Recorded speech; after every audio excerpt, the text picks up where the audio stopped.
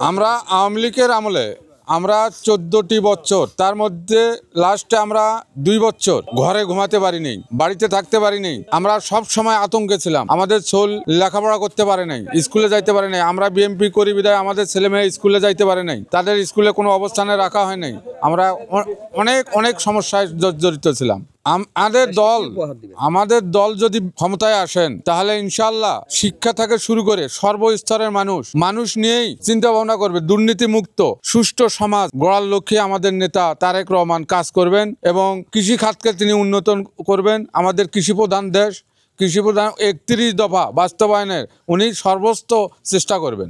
আমাদের পীরগঞ্জে কোন রকম দখল, চাঁদাবাজি, জুলুম, অত্যাচার আমাদের নেতা সাইফুল ইসলাম তিনি বলেছেন আমার এলাকার দল মত নির্বিশেষে সবাই সুন্দরভাবে থাকবে, কোনো চাঁদাবাজ, কোনো সন্ত্রাসীর স্থান আমার পীরগঞ্জে ওনার নির্বাচনী এলাকায় নাই। সাইফুল ভাইয়ের দল করি, তারেক জিয়ার দল করি, ধানের শীষ মার্কার দল করি। সাইফুল ভাইয়ের মনে করো ভোট করতেছি আমরাই আমাদের পকেটের টাকা 2 টাকা খরচ করে, কিন্তু আমরা কারোতে চাঁদাবাজি করিও না, কারোতে আমরা চাঁদা নেও না। আমরা এইভাবে সাইফুল ভাই আমার নেতা ভালো, সেই কারণে আমরা কিন্তু দলটা করাচ্ছি। আওয়ামী লীগের এটা আমার তো মনে করো এমন অত্যাচারও ছিল না, কিন্তু ছিল ওই যে পালে বলে থাকা লাগতো, ভোট দেওয়া লাগতো না, এই এতটুকু হয়েছিল আর কি। না হুমকি টুমকি নাই আর আমাদের। আমরাও তাদেরকে হুমকি দিই না, আমরাও তারা হুমকি দেয় না। আমরা মাঠ সুন্দর করে বেড়াচ্ছি, সমস্যা নেই। আছে প্রায়গুলোই আছে, আমরা কোনো অবজেকশন দিই না। আমাদের কথা আমরা শান্তশিষ্ট একটা দেশ করতে চাই, একটা ভোট সরকার চাই। তো যাই হোক, আমরা এনসিপিকেও ভালোবাসি। এনসিপি যেটা আছে আমার ছাত্রদল অনেক আমাকে এগিয়ে নিয়ে গেছে। এই 15-16 বছর আমরা মাঠে ঠিক মতো ঘুরতে পারিনি, এটাই আমরা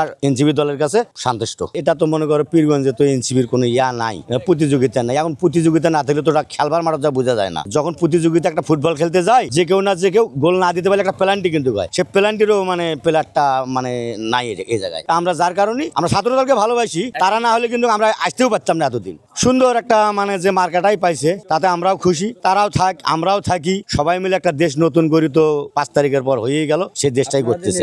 আমরা তো আছি, তাই একটা পাইছে তো, মার্কা পাইছে তো। আমাদের যেমন তারেক ভাইয়ের হলো ধানের শীষ মার্কা, অন্য দলের অন্য মার্কা আছে, যেমন জামাতের হলো দাড়িপাল্লা মার্কা। এই ছাত্র দল আমার ভাতিজের ঘরে, তার ঘরেও শুনলাম নাকি ফুল মার্কা, শাপলা ফুল, এটাই শুনলাম। সবাই মিলে আমরা ঐক্য জোটে থাকতে চাই। কার সাথে করবো? আমার তো হিংসামর করার জায়গায় নেই। ছাত্রদল ছাড়া তো আমরা আসতেই পারতাম না। যদি যে আন্দোলনটা চালু হয়েছিল, এই আন্দোলন আমার এই এনসিপির দল সাথে না থাকতো, আমরা কি কুলাইতে পারতাম না। এই সরকার তাহলে ওই 41 বছর দিয়েছিল, 41 বছর পর্যন্তই থাকতো না। এখন বর্তমান দেশের প্রেক্ষাপটের উপর ভিত্তি করে ইতিপূর্বে যে সরকার চলে গেছে, বুঝলেন নাই, এখন সেই সরকারের কার্যক্রম যেভাবে ছিল আমরা অনেকটাই জানি।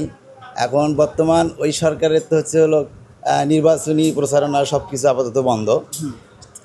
এর উপর ভিত্তি করে, দেশের প্রেক্ষাপটের উপর ভিত্তি করে বর্তমান আমরা এখন বিএনপি, যে জাতীয়তাবাদী দল বিএনপি আছে, এখন বিশেষ করে আমাদের উত্তরবঙ্গে যে পীরগঞ্জের যে আসন, আমরা এখন এই বিএনপি দলকেই সমর্থন করছি।